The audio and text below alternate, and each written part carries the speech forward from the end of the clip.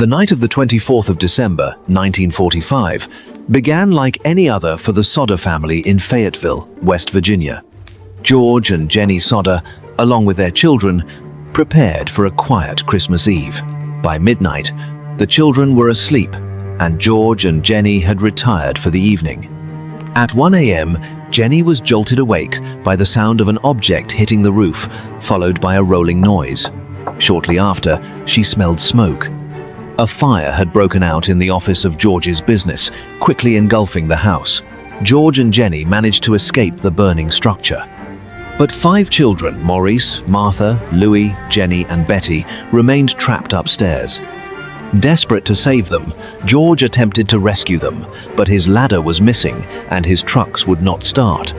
He frantically tried to break a basement wall, but the bricks were too heavy, and he suffered deep lacerations.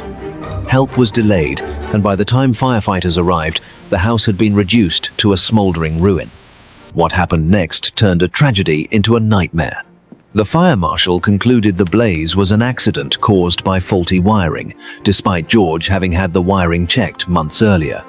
More disturbingly, a search of the debris yielded almost nothing.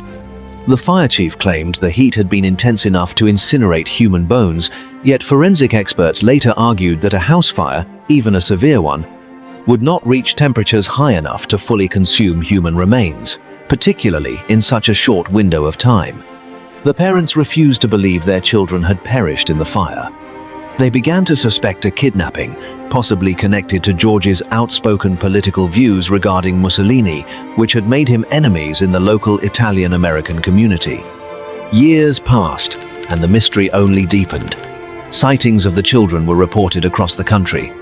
In 1968, the family received a mysterious photograph in the mail, allegedly depicting one of the missing boys as a grown man.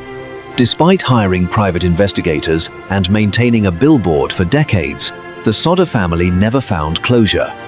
To their final days, they remained convinced that their 5 children had been taken, leaving behind only ashes and a silence that remains unbroken.